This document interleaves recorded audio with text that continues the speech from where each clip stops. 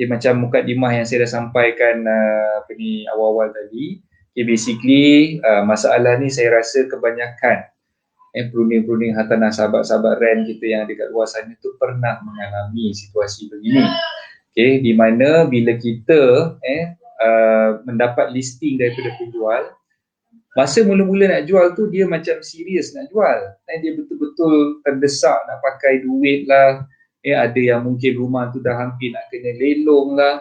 Ada yang mungkin dia terpaksa berpindah pergi ke tempat lain. Nak jual sangat-sangat rumah tu cepat-cepat. Dah minta kita sebagai perunding hartanah datang ambil gambar untuk iklankan rumah dia. Dah minta kita untuk orang kata apa, carikan buyer dan sebagainya. Tapi bila kita dah bawa buyer datang, bila kita dah bawa prospek tu datang untuk viewing rumah tersebut, dan prospek tu pun dah bayar earnest deposit, yang kita panggil sebagai ED kan biasanya kan, dah bayar earnest deposit tu kepada agensi untuk lock rumah tersebut, tiba-tiba penjual tu berubah fikiran. Tiba-tiba penjual tu kata tak jadi pula nak jual rumah tersebut. Itu yang menjadikan masalah. So sebab tu saya pilih topik pada malam ni, jangan main-main bila nak jual. Okay, so penjual-penjual rumah kat luar sana kalau dengar ni, ambillah pengajaran, ambillah iktibar daripada apa yang saya cuba nak sampaikan. Janganlah tuan-tuan sebagai penjual menganiayai perunding-perunding hartanah yang memang dah betul-betul serumus nak memastikan rumah tuan-tuan perempuan tu boleh dijual dengan segera. Yang betul-betul serumus mencarikan bakal-bakal pembeli untuk membeli rumah tuan-tuan perempuan tu. Tiba-tiba bila dah ada bakal pembeli yang berminat, dah bayar dah deposit untuk lock rumah tersebut, tuan pula sebagai penjual tak jadi nak jual rumah tersebut. So boleh bayangkan macam mana betapa frustratednya perunding hartanah yang dah bantu iklan kan, bukannya free tuan-tuan perempuan, kena bayar. Sekurang-kurangnya dekat mudah.my kena bayar, dekat iProperty kena bayar, dekat apa lagi, Edge Property kena bayar, dekat Prop Social kena bayar, Prop Wall kena bayar, iklan dekat FB Ads pun kena bayar. Semua tu perlukan duit. Nak buat banner, nak buat banting, nak gantung, semua tu perlukan kos. Okay, jadi tuan-tuan perempuan boleh bayangkan bila kita sebagai perunding hartanah ni dah bantu untuk iklankan rumah tuan-tuan perempuan, sebab tuan-tuan perempuan sendiri yang minta kita cepatkan urusan mencari buyer tu. Kita dah bawa betul-betul selumus datang dari jauh. Ada yang mungkin rumah yang nak dijual dekat Shah Alam, macam saya duduk di Kajang, terpaksa bawa juga buyer, prospek tu datang pergi ke Shah Alam nak tengok rumah tuan-tuan perempuan tu. Daripada Kajang itu kalau saya daripada Kajang. Kalau yang daripada jauh lagi, mungkin duduk kat Seremban ke, duduk kat Senawang ke, semata-mata nak bawa buyer pergi viewing, set dah appointment, kita pun dah keluarkan duit minyak, duit tol dan sebagainya. Sampai kat rumah tu, buyer tu pun datang mungkin daripada jauh, dah tengok rumah tu, dah memang berkenan sangat-sangat kat rumah tu, dan dah bayar dah deposit. Tiba-tiba penjual tu pula tak jadi nak jual. Cuba bayangkan tuan-tuan perempuan, kalau kita berada dalam situasi ejen tu, kalau kita berada dalam situasi pembeli, prospek yang nak beli rumah kita tadi tu, macam mana keadaannya, macam mana perasaan. Jadi malam ni kita nak bincangkan macam mana sebenarnya tuan-tuan perempuan sebagai perunding hartanah boleh mengambil tindakan yang sewajarnya ke atas penjual-penjual ni sekiranya tuan-tuan perempuan menghadapi problem ataupun masalah sedemikian. Okay, jadi itu topik perbincangan kita pada malam ni. Okay, right, saya nak tegur lagi kawan-kawan kita yang baru masuk ni. Tuan Asfar, Waalaikumsalam Tuan Asfar, terima kasih. Tuan Rafizal, Tuan Rafizal tadi pernah mengalami masalah ni, dia dah suarakan dalam ruangan komen sebelum ni tadi. Waalaikumsalam Tuan Rafizal. Kita ada Amirul, lama tak jumpa Amirul. Waalaikumsalam Amirul, sihat Amirul kita punya REN daripada Melaka. Okay. Puan Mas Azura pun ada, Waalaikumsalam. Ini sahabat REN kita daripada Sepang kan. Okay, so terima kasih banyak-banyak kepada semua yang dah join. Okay, siapa yang tak tekan button share tu tolong sharekan dulu tolong sharekan dulu. Okay, sebelum kita meneruskan topik perbincangan kita pada malam. Okay, untuk pemahaman tuan-tuan perempuan sebagai seorang perunding hartanah, sebagai seorang ejen, yang paling mustahak sekali tuan-tuan perempuan, okay, untuk memastikan penjual-penjual ni tak mengambil kesempatan di atas usaha yang tuan-tuan perempuan dah buat. Saya nasihatkan untuk tuan-tuan perempuan pastikan bila kita nak berurusan dengan penjual, kita menandatangani dua dokumen yang paling mustahak.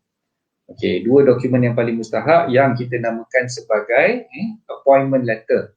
Itu yang pertama. Appointment letter ni maknanya penjual telah bersetuju untuk melantik tuan-tuan puan sebagai seorang peruning hartanah, untuk melantik agensi tuan-tuan puan sebagai seorang ejen hartanah bagi menjualkan rumah yang dia nak jual tadi tu. Okay, so pastikan penjual, even though dia tak nak lantik tuan-tuan puan ni sebagai exclusive agent, dia nak bagi ad hoc listing ataupun nak bagi sebagai general listing semata-mata, okay, tapi pastikan yang penjual tu menandatangani dokumen yang dipanggil sebagai appointment letter. Okay, itu yang kita biasa sebutlah sebagai appointment letter. Tak kisahlah agensi yang tuan-tuan puan bernaung sekali panggil begitu sebagai apa, tapi yang hakikat yang saya nak sampaikan di sini, appointment letter itu adalah surat untuk melantik.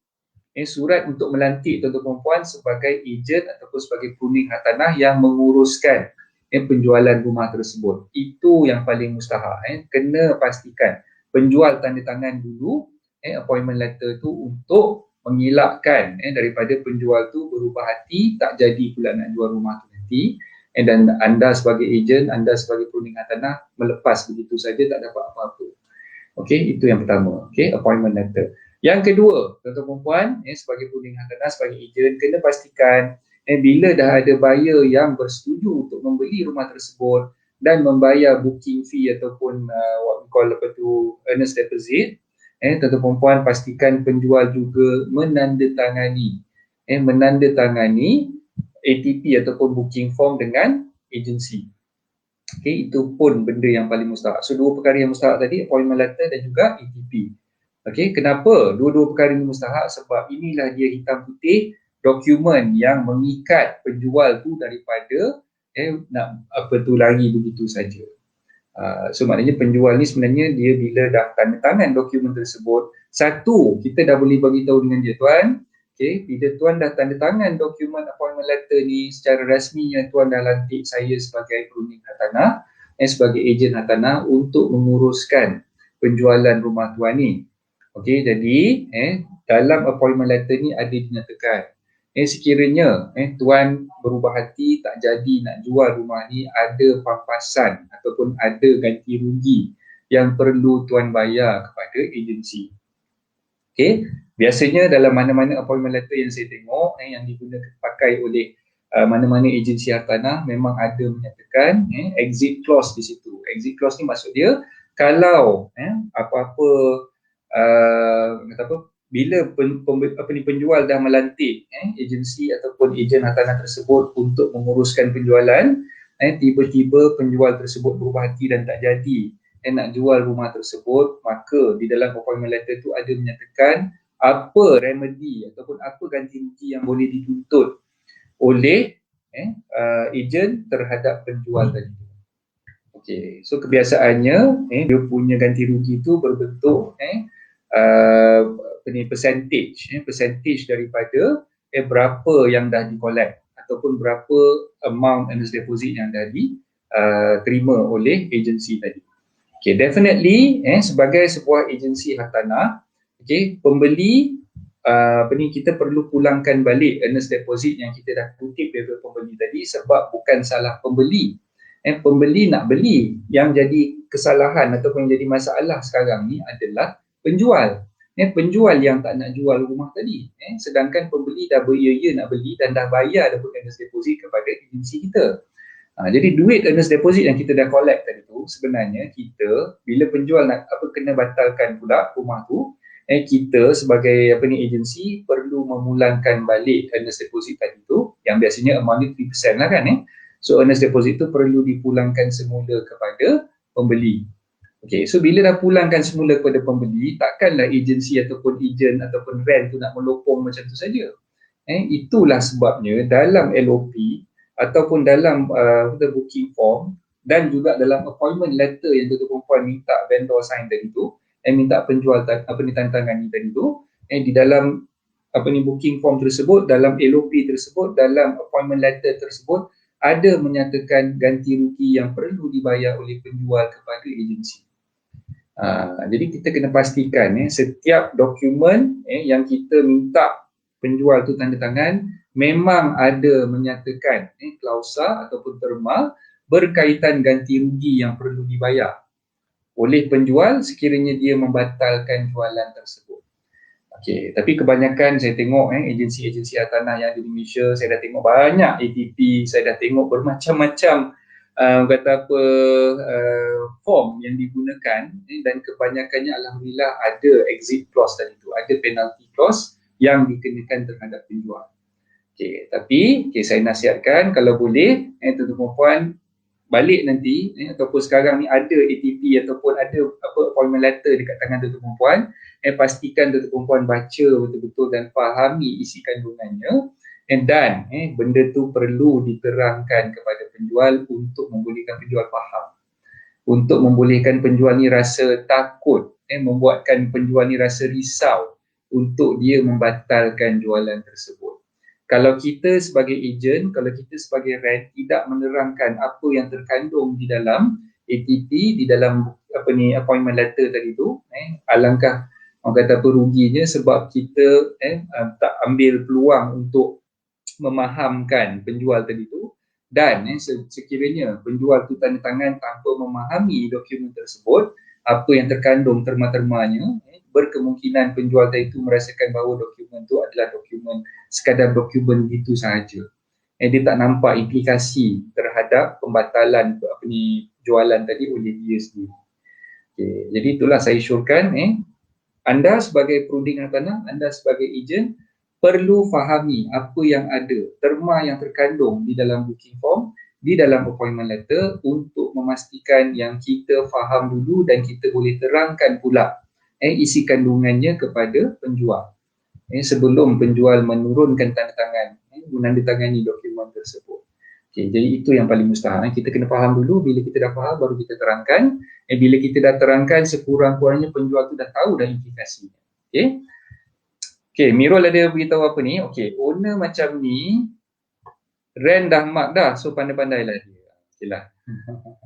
Mark memang yelah, kita cerita mark tu bila kita dah nampak dia dah berlaku kata apa membuat onar di situ kan Mirul tapi sebelum kita nampak dia, kadang-kadang owner ni kita tak boleh nak jangka keputusan ataupun perbuatan dia tu di kemudian hari nanti macam mana. Jadi to take precaution tu memang dokumentasi tu kena lengkap, kita kena pastikan yang dia dah tanda tangan dan dia faham apa yang terkandung, terma yang terkandung di dalam dua dokumen tadi tu, appointment letter dan juga di dalam ATP itulah, dalam booking form tu. Okay, so berbalik kepada remedy ataupun ganti rugi yang tuan-tuan puan sebagai perunding hartanah, sebagai ejen hartanah boleh claim daripada penjual tadi tu. Okay, duit yang dah diterima 3% earnest deposit yang dah dipegang oleh agensi memang kita terpaksa pulangkan balik kepada pembeli. Okay, sebab bukan salah pembeli, pembeli memang beria-ia, memang betul-betul nak beli rumah tu. Yang jadi kesalahan, yang jadi masalahnya adalah pihak penjual. Okay, jadi selalunya dokumentasi memang cantik. Selalunya borang ataupun terma yang terkandung di dalam form tu memang tak ada apa-apa cacat celah, ni tidak ada apa-apa masalah. Sebab semua prinsipal, semua agensi dah tahu, dah nampak problem-problem yang macam ni bakal berlaku. Okay, jadi yang selalunya jadi masalah adalah penjual ni dia nampak macam agensi ni takkan ambil apa-apa tindakan even though benda tu dah ada di dalam ATP, dah ada di dalam appointment letter. Okey, ini yang jadi satu tabu ataupun satu benda yang ditakuti oleh kebanyakan ejen, kebanyakan rep. Sebab walaupun terma dah terkandung di dalam booking form, walaupun terma untuk claim whatever ganti rugi, damages daripada penjual tu memang dah dinyatakan di dalam appointment letter, tetapi tindakan tu tidak dibuat. So saya baru petang tadi saya menerima satu panggilan telefon daripada seorang perunding hartanah, seorang sahabat kita juga yang call saya, dia ceritakan masalah dia. Sebab tu saya terfikir, saya terpanggil untuk wujudkan perbincangan kita pada malam ni untuk discuss tentang topik ni. So dia beritahu dengan saya, kes dia ni memang sadis lah. Okay. Buyer dah bayar deposit, earnest deposit tu dah bayar. Lawyer pun dah mula buat kerja. Lawyer dah buat kerja, dah draft dah pun SPA. Masa hari nak sign SPA tu, buyer dah sign dah pun SPA. Buyer dah sign SPA, kan biasanya kita nak buat apa ni, proses jual beli, menandatangani SPA tu biasanya memang buyer yang akan sign dulu. Okay, so buyer dah sign SPA, buyer dah bayar dah pun baki deposit kepada lawyer. Okay, buyer dah orang kata apa, jelaskan 10% deposit, 3% earnest deposit dah bayar kepada agensi, 7% balance deposit dah dibayar kepada lawyer. Okay, dia dah sign dah pun SPA, dah bayar dah pun part cost untuk buka file dengan lawyer tu. Cuba bayangkan situasi tu macam mana. Okay, bila lawyer telefon penjual, penjual tak angkat telefon, langsung tak jawab. Bila ejen WhatsApp penjual tu pun blue tick, dia tak reply apa-apa langsung. Tuan-tuan puan just imagine keadaan macam tu, betapa stressfulnya ejen tu nak menjawab dengan buyer yang dah sign SPA tadi, macam mana keadaannya. Okay, so bila berlaku macam tu, even though vendor tu, penjual tu tak menandatangani lagi perjanjian jual beli, buyer sahaja yang dah menandatangani perjanjian jual beli dan dah bayar baki deposit kepada peguam, bila timbul keadaan macam tu, sebenarnya apa yang tuan-tuan perempuan sebagai ejen boleh lakukan. Itu yang saya nak bagi pencerahan sikit pada malam ni, dan kita nak berdiskusi tentang benda tu lah. Okay, so yang saya nampak sekarang ni, isu yang paling utama sekali adalah dua-dua pihak dah menandatangani booking form, vendor dah menandatangani appointment letter. Okay, jadi klausa-klausa ataupun terma-terma yang terkandung di dalam appointment letter, yang terkandung di dalam booking form memang terpakai ke atas penjual, ke atas vendor tadi. Okay, tetapi yang orang kata apa, agak kurang bernasib baik sikit lah, sebab perjanjian jual beli tu vendor masih belum menandatanganinya, dan kita tak boleh nak menggunakan pakai terma yang terkandung di dalam SPA tu ke atas vendor, sebab dia belum sign lagi lah. Okay, yang kita boleh guna pakai adalah terma-terma yang terkandung di dalam appointment letter dan juga di dalam booking form, dalam ATP tu. Okay, so dalam ATP, bila saya tengok ATP tu memang jelas dinyatakan vendor perlu membayar ganti rugi sekali ganda daripada 3% earnest deposit yang dah dibayar oleh pembeli tadi. Okay, so maknanya 3% earnest deposit yang dah diterima oleh agensi perlu dipulangkan semula kepada pembeli. Okay, dan on top of that, 10% baki untuk cukupkan 10%, yang 7% tu dah dibayar kepada peguam, peguam pun perlu pulangkan balik kepada pembeli tadi. Okay, so bila dua-dua earnest deposit dan juga balance deposit tu dah dipulangkan kepada pembeli, maka pembeli punya hak tu masih lagi terbela, masih lagi terjaga lah. Okay, dan dalam masa yang sama, dalam keadaan yang macam ni, sebenarnya lawyer ni yang menguruskan perjanjian jual beli dah pun siap, dah pun tanda tangan dah, buyer dah tanda tangan, okay? Dah bayar dah pun fee untuk buka file. Okay, kalau jadi lawyer, sebenarnya lawyer perlu ataupun lawyer boleh charge kepada pembeli tadi tu apa yang kita panggil sebagai abortive cost. Abortive cost ni untuk membatalkan perjanjian jual beli yang belum dimuktamadkan lagi. Okay, jadi macam saya sendiri adalah minimal cost lah yang kita akan charge kepada buyer tadi. Memanglah tak fair kepada buyer sebab bukan salah dia. Tapi kalau misalnya kata lawyer tak charge abortive cost tu, tak fair pula kepada lawyer sebab kita dah prepare perjanjian jual beli dah siap tanda tangan oleh pembeli tadi tu. Kan? Jadi kos untuk menyiapkan perjanjian jual beli tu perlu ditanggung oleh pembeli tadi lah, sebab lawyer tu definitely dia mewakili pembeli sebagai peguam pembeli tadi. Okay, so abortive cost ni kalau tanya dengan saya, mungkinlah range harga yang lawyer kenakan tu bergantung. Bergantung. Okay, ada yang mungkin kenakan 300, ada yang mungkin kenakan 500 berdasarkan kepada kerja yang dia dah buat. Okay, lawyer dah buat land search, lawyer dah buat bankruptcy search, lawyer dah prepare perjanjian, lawyer dah print dokumen-dokumen tersebut. Jadi itu yang menyebabkan lawyer akan orang kata apa, dapatkan abortive fees ataupun abortive cost yang perlu dibayar oleh pembeli tadi. Okay, jadi ganti rugi yang perlu ditanggung oleh kata apa, pembeli tadi tu sebenarnya dia boleh claim balik, boleh claim balik duit yang dia dah keluarkan untuk bayar kos peguam tadi tu daripada penjual. Dan biasanya yang saya tengok dalam ETP, dalam appointment letter memang ada menyatakan sekiranya penjual yang membatalkan, dia perlu bertanggungjawab untuk membayar balik, refund balik kos-kos yang telah dikeluarkan oleh pembeli untuk membayar yuran guaman, legal fees tu. Dia perlu tanggung begitu. Okay. Itu perkara yang pertama lah. Okay. Isu yang kedua yang saya selalu nampak di sini adalah, okay, bila kita nak membuat apa tu yang dipanggil legal action ataupun tindakan guaman ke atas penjual tadi tu, penjual ni tak mampu ataupun tak ada means, tak ada kewangan untuk membayar pula ganti rugi yang dah dituntut tersebut. Kalau boleh, dalam apa-apa urusan sekalipun, kalau bolehlah kita nak mengelakkan daripada kes ataupun perkara tersebut dibawa ke mahkamah. Sebab kita tahu bila kita bawa satu kes ke mahkamah, benda tu akan mengakibatkan banyak masa yang terbuang dan kos perlu dibayar pula untuk tindakan guaman ke atas penjual tadi itulah, nak tuntut, nak claim balik benda tu.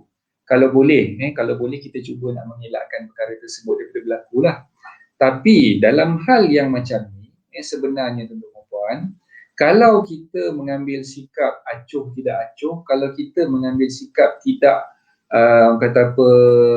ingin meneruskan tindakan guaman ataupun tindakan sibel ke atas penjual tadi tu, ini yang menyebabkan penjual-penjual yang degil, yang penjual-penjual yang nakal macam ni akan bebas sebebas-bebasnya dan dia merasakan bahawa tidak ada apa ataupun tidak ada siapa yang berani mengambil tindakan ke atas dia. Jadi itu yang sebenarnya kita perlu tangani. Jadi sure saya adalah bila berlaku perkara macam ni, bila berlaku masalah penjual lari tak nak jual, tak jadi nak jual rumah ni atas apa alasan sekalipun, bila dia dah tanda tangan ni appointment letter, bila dia dah tanda tangan ni ETP, dia bersetuju untuk jualkan rumah tersebut, maka tuan-tuan puan sebagai kuning hartanah, tuan-tuan puan sebagai ejen hartanah perlu mengambil tindakan undang-undang terhadap penjual tadi itu untuk mengajar dia dan menjadi pedoman ataupun contoh kepada bakal-bakal penjual yang lain supaya tidak main-main dalam isu ini. Itu yang paling mustahak, itu yang paling baik sebenarnya tuan-tuan puan ambil. Tindakan macam tu yang penting sebab bila tuan-tuan puan biarkan penjual ni bebas sewenang-wenangnya, dia mungkin akan menipu pula orang lain, dia mungkin akan mengambil kesempatan kepada ejen-ejen lain, dia mungkin akan mengulangi benda yang dia dah pernah buat dengan tuan-tuan semua. Jadi sure saya sebaik-baiknya ambillah tindakan. Walaupun benda tu memulakan kos, walaupun benda tu terpaksa keluarkan modal untuk tuan-tuan buat tuntutan tersebut di mahkamah, tapi bagi saya benda tu penting untuk memastikan yang penjual tu kita boleh dapatkan balik duit yang dah tuntut tadi itulah. Jadi bila berlaku keadaan macam ni, jangan biarkan penjual tu bebas macam tu saja. Kena ambil tindakan dan kena buat sesuatu untuk memastikan yang penjual tu akur dengan tuntutan, dengan claim yang tuan-tuan puan buat berdasarkan kepada hak tuan-tuan puan sebagai seorang ejen hartanah, hak tuan-tuan puan sebagai seorang kuning hartanah yang dia dah bersetuju untuk bertanggungjawab sekiranya berlaku isu macam ni tadi. So jangan biarkan dia terlepas begitu saja. So saya harap tuan-tuan puan faham dalam keadaan macam ni, dan tuan-tuan puan perlu ambil tindakan yang tegas untuk memastikan yang penjual tu tidak kabur begitu saja. So itu nasihat saya lah kepada tuan-tuan puan. Okey, Tuan Jaafar, terima kasih Tuan Jaafar. Waalaikumsalam. Tuan Haji Wahab pun ada. Waalaikumsalam. Okey, ada soalan daripada Khairul kat sini. Kalau penjual tu buat keras, tak nak bayar, nak buat macam mana? Itu yang saya kata tadi, kena ambil tindakan undang. Kita boleh filekan tuntutan tu di mahkamah. Sama ada kita sendiri sebagai perunding hartanah yang bertanggungjawab menguruskan kes tersebut, kita boleh ambil tindakan tu di mahkamah ataupun kita boleh melalui agensi kita tadi itulah. Maknanya pemfailan kes civil di mahkamah tadi itu boleh dibuat oleh perunding hartanah ataupun ejen tu secara individu ataupun melalui agensi hartanah yang dipenaungkan itu. Tak kisah, dua-dua boleh, either or lah, mana satu pun boleh. Jadi nasihat saya, jangan orang kata apa, biarkan begitu saja. Penjual-penjual yang buat onar macam ni perlu diajar dan perlu diambil tindakan tegas. Okay, so itu nasihat saya lah. Okay, Mirul ada komen kat sini. Ya betul, owner jenis teruk akan ulang lagi perangai macam tu sebab tamak. Betul lah. Dia bukan setakat tamak saja, tapi dia dah menyusahkan semua orang. Dia dah menyusahkan ejen, dia dah menyusahkan pembeli, dah menyusahkan lawyer. So kes-kes macam ni sebenarnya memang perlu ditangani dengan tegas dan semua pihak perlu mengambil tindakan yang sewajarnya untuk membenteras penjual-penjual hartanah yang suka mengambil kesempatan di atas kebaikan ejen-ejen, kebaikan rent. Sebab saya faham dalam banyak situasi penjual ni dia nampak rent ni hanya akan dapat komisen setelah rumah tersebut dijual. Jadi dia tak fikir selagi mana penjual selagi mana ejen ataupun perunding hartanah tak dapat menjual rumah dia, selagi itulah dia duk goyang kaki, selagi itulah dia rasa macam tak ada obligation ke atas ejen tadi tu. Sebab tu ada sesetengah ini yang ada yang disuarakan oleh kebanyakan ejen-ejen hartanah, perunding hartanah yang minta pihak lembaga penilai pentadbir ejen hartanah dan pengurus harta, pihak board untuk melakukan sesuatu bagi menjaga hak dan kepentingan ejen-ejen hartanah, kepentingan perunding-perunding hartanah dalam situasi macam inilah. Okey, jadi apa yang mereka cadangkan sebenarnya adalah bila penjual nak melantik ejen hartanah ni, setidak-tidaknya penjual tu perlu dikenakan sedikitlah nominal fees ataupun nominal charges yang dia perlu bayar kepada ejen ataupun kepada perunding hartanah tadi. Even though rumah dia tak boleh dijual, even though rumah tu masih lagi belum terjual, dan bukan semata-mata ejen tu dapat komisen hasil daripada penjualan rumah tersebut saja. Ini perlu dilakukan untuk memastikan yang penjual tadi tu tidak mengambil enteng perkara ni lah. Jadi bila dia nak lantik perunding hartanah, dia nak lantik rent untuk bantu jualkan rumah dia, ketika tu sebenarnya dia perlu keluarkan kos untuk membayar. Berapa amountnya tu memang benda tu agak subjektif lah, tapi bagi saya sepatutnya lah pihak board, lembaga penilai pentadbir ejen hartanah perlu mengambil langkah drastik untuk mengelakkan perkara tersebut daripada berlaku lagi. Board boleh mengenakan syarat dan memberikan sedikit nafas lega kepada perunding-perunding hartanah, di mana perunding hartanah berhak untuk mengenakan charge. Perunding hartanah boleh mengenakan charge ataupun agensi hartanah boleh mengenakan charge ke atas penjual sekiranya penjual nak melantik ejen hartanah tu sebagai perunding yang menguruskan penjualan rumah tersebut. Tapi nanti ada pula suara-suara sumbang yang kata, kalau macam tu nanti ada agensi ataupun ada pula perunding hartanah yang beritahu, you lantiklah saya sebab saya tak kenakan apa-apa charge pun.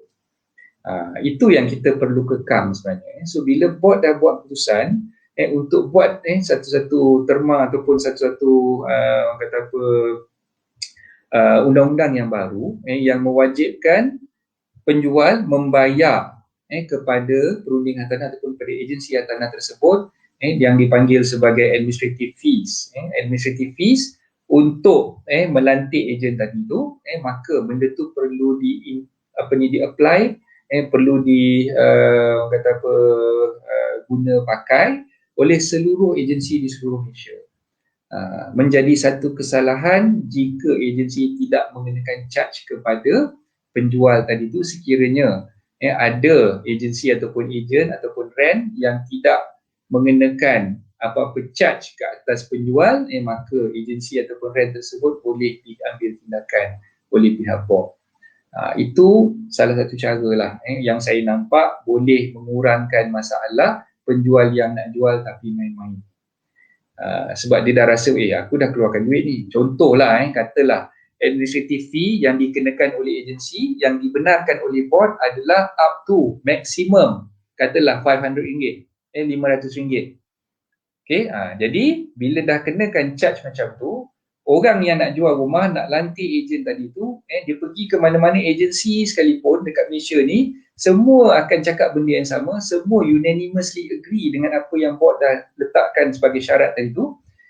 Saya percaya bila dia dah keluarkan duit 500 tadi tu, dia akan rasa bermasalah ataupun akan rasa risau, takut untuk dia batalkan. Sebab dia takut duit tu burn macam tu saja.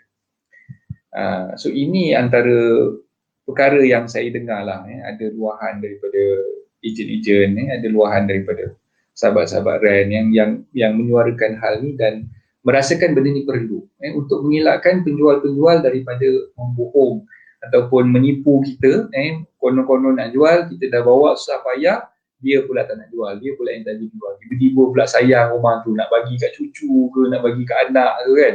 Dan pula masa tu kata sayang rumah tu. Sebelum ni kata tolonglah carikan buyer untuk rumah saya kan. Sebelum tu kata saya ni desperate nak pakai duit, rumah dah nak kena lelong dan sebagainya. Bila kita dah susah payah dapat buyer, dah bawa buyer, dah sign, dah pun ETP, dah bayar, dah earnest deposit, macam kes yang petang tadi tu, dah sign, dah pun SPA, dah bayar, dah balance deposit, tiba-tiba engkau pula yang tak jadi nak jual. So ini untuk mengelakkan lah masalah tu berlaku. Okay, so tu pandangan saya lah. Okay, Waalaikumsalam Puan Jasmine, apa khabar? Okay, Puan Jasmine ada soalan di sini. Sekarang ni loan dari bank sangat slow. Owner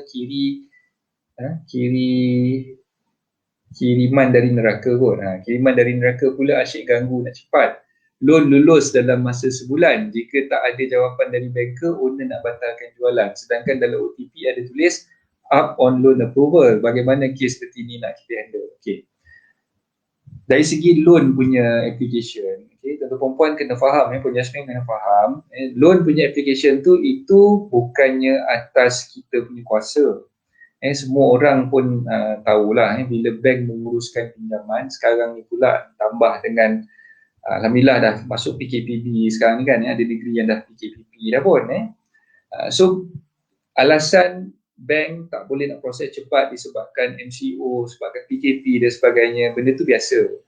Saya pun mengalami masalah yang sama, klien-klien mana yang nak sign SPA tu terpaksa hold dulu sebab loan tu belum approve. Okay, kalau genuine case yang mana loan tu lambat diproses, kita kena fahamkan kepada penjual tadi lah. Kita kena fahamkan kepada penjual tadi tu, kita kena terangkan kepada dia, tuan, betul, saya yang tolong buyer ni tadi submit loan kepada banker ni. Kalau tuan tak percaya, tuan boleh ambil nombor telefon banker ni, tuan boleh call sendiri banker tu untuk tanyakan kepada dia.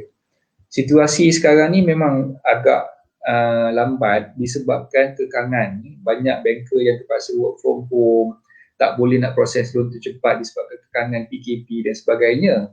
Jadi tuan kena faham, dalam keadaan sekarang ni, tuan pergilah kat mana-mana bank sekalipun, jawapan dia adalah sama, bukan disebabkan kita sengaja nak melewat-lewatkan perkara tersebut. Jadi sejak tuan dah sign ATP ni, hari yang tuan dah sign ATP tu, hari yang sama saya dah hantar dokumen kepada bank untuk proses loan buyer ni tadi. Buyer pun dah memberikan kerjasama kepada banker, dah memberikan kerjasama untuk memberi supporting document, slip gaji dia dah bagi, dia punya bank statement dia dah bagi, secret report dah buat, CTOS semua dah buat. Tak ada apa-apa masalah pun tuan, tinggal bank nak proses ni, dia yang orang kata apa, disebabkan kekangan kerja daripada rumah apa semua ni, dia jadikan begitu lambat lah. Jadi sebenarnya tuan cuba fahami situasi, bukan salah buyer ni tadi. Kalau misalnya kata tuan nak cepat, tuan nak batalkan pula, buyer ni dah ready dah. Dia dah bayar dah tuan, earnest deposit ni. Dah agensi saya dah terima dah pun. Kalau tuan nak batalkan, saya kena cari buyer baru, dan situasi dia akan berlaku sama juga tuan. Rotation dia sama juga tuan. Buyer baru nak beli, kena apply loan juga. Kalau katalah daripada 100 orang yang saya jumpa, mungkin tak sampai 2 orang ataupun seorang je yang nak beli rumah ni cash. Lagipun rumah tuan ni bukannya rumah minta maaf cakap lah rumah tuan ni bukannya rumah yang baru. Rumah ni dah agak lama dan kalau tuan tengok ni kita relate dengan situasi keadaan semasa lah kalau tuan tengok dalam mudah.my dekat kawasan rumah tuan ni, katalah rumah dia tu dekat Senawang lah katakan, dekat kawasan Senawang ni, dekat taman yang tuan nak jual, katalah taman Tuanku Jaafar katakan taman Tuanku Jaafar ni ada lebih kurang 5 buah rumah yang lebih kurang sama macam tuan. Lepas tu harga yang 5 buah rumah ni, harga dia lebih rendah daripada harga yang rumah tuan nak jual.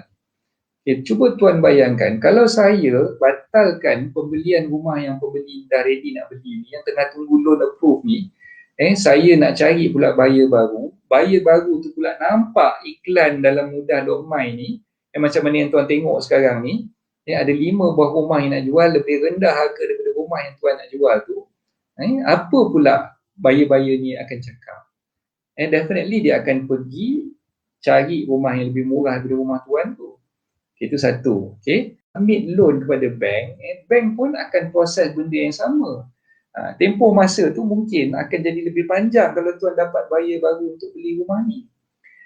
Mungkin tuan boleh cakap, dalam keadaan sekarang ni kita carilah buyer, cash buyer. Tapi macam saya beritahu tuan tadi, 100 orang yang datang belum tentu ada satu yang nak beli rumah secara tunai. Jarang-jarang tuan saya dapat buyer yang nak beli secara cash. Sekarang ni kebanyakannya semua berhadapi masalah. Ada yang mungkin tengah perniagaan tengah tenat, ada yang mungkin kena potong gaji sebabkan COVID dan sebagainya. Dalam keadaan sekarang ni bila dah ada buyer ni, tuan kena bersyukur lah banyak-banyak.